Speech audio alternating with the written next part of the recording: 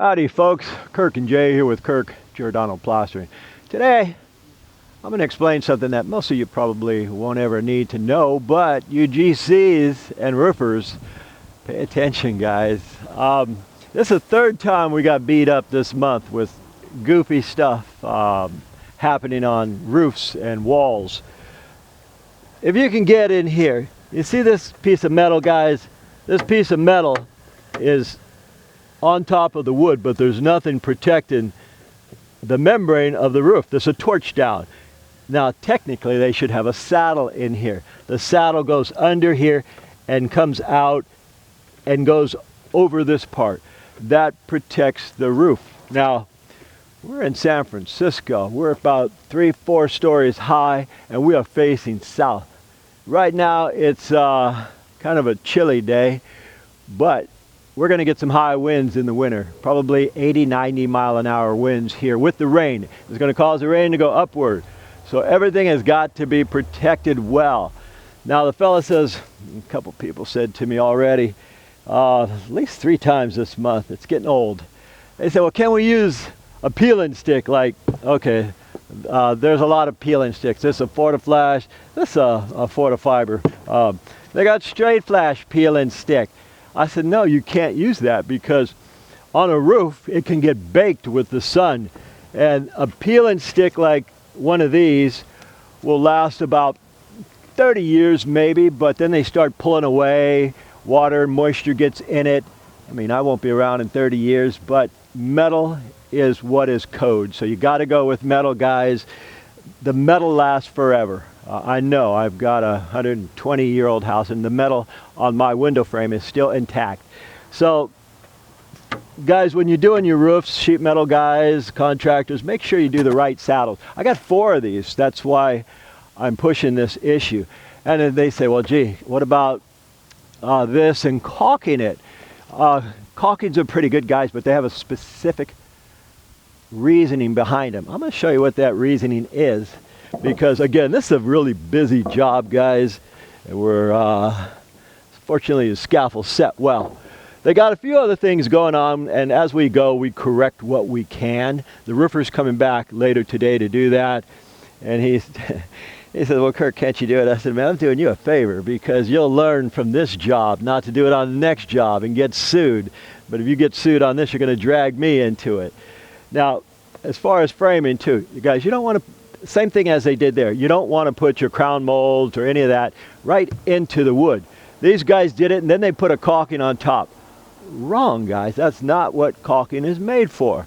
Okay, what I did is I just went home. This was Friday we were here. It's Monday morning now, about 8 o'clock in the morning. And I just took my Sawzall and I cut it right here. That way we can waterproof it properly. I mean, these moisture barriers guys, I can't stress enough how important they are. They got a lot of issues going on, but I'm going to try one at a time. Okay, now that I cut all this here, now what we can do is put our moisture barrier under it.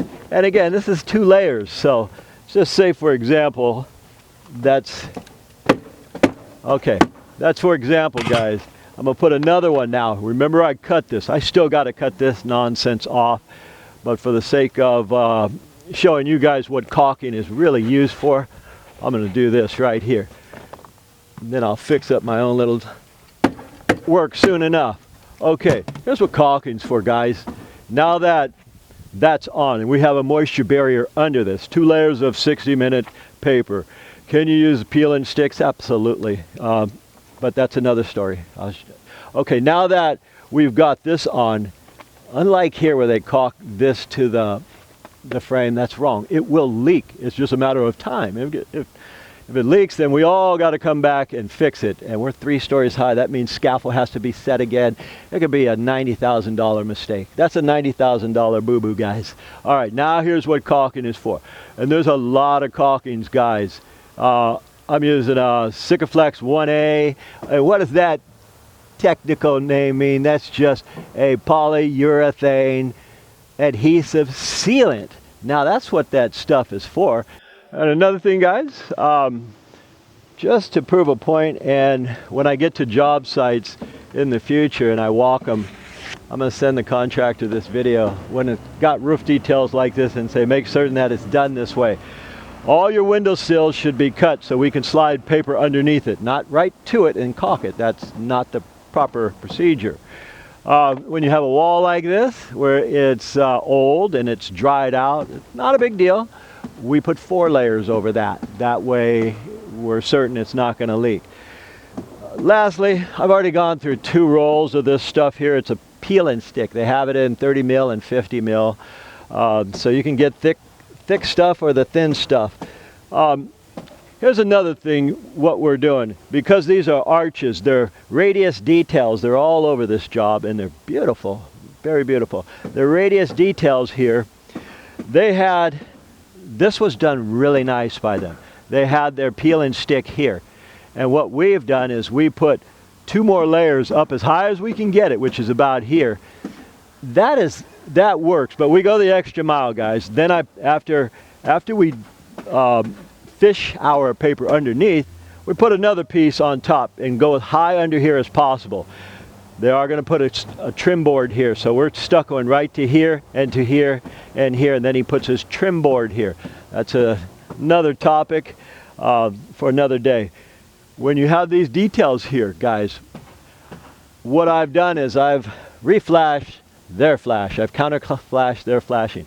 And then I'm going to put, because it's an inner detail here, and when we got here it was kind of kooky, we took our paper here, went to here, and fished it back, and now I'm going to put another piece right on top. Guys, you cannot be too secure with a roof that's 4 stories high. How many boxes of caulking do I have for this? I have 2 cases, and they're like $200-300 a case. That's cheap compared to coming back a second time. I found this in the trash can, which means this is what they used.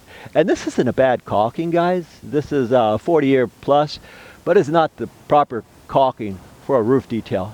Garbage for a roof, but it has its great purposes. You use a polyurethane caulking for stuff like this because it's an adhesive sealant, guys. That's pretty important for moisture barriers. Anyway, what we're doing next is, of course, we've got to drip these, put a J flashing on them, and as we do that, I'm putting another barrier on top of the paper because these are going to get hit hard with high winds of 70 to 100 degrees. Everybody's heard that old saying, the coldest winter I ever spent was the summer in San Francisco. Well, I'll tell you it's true because I'm cold right now and it's summertime. Anyway, guys, thought we'd show a few details in regards to roof flashing, counter flashing, caulkings, and moisture barriers because they're pretty important, guys. If the job leaks, it's no fun for nobody. Anyway, we thank you folks for watching, and as usual, we'll see you guys on the next one. By the way, folks, my dad and I are now members of Amazon affiliates, so if you're looking to buy any of the plastering or construction tools you've seen in our videos and you want to support us in the process, you can check the links below our video, or you can go to our website and get them there. If you have any other questions for tools we don't have linked, email us direct and we'll respond to you then. Once again, folks, we thank you for watching, and I really enjoy all your comments. If you guys like this video, please click the like button down below, and also if you enjoy what we do, subscribe to our channel so we can keep making these videos for you. My name is Kirk. And Jay. We thank you for watching, and from the entire Giordano family, we'll see you on the next one.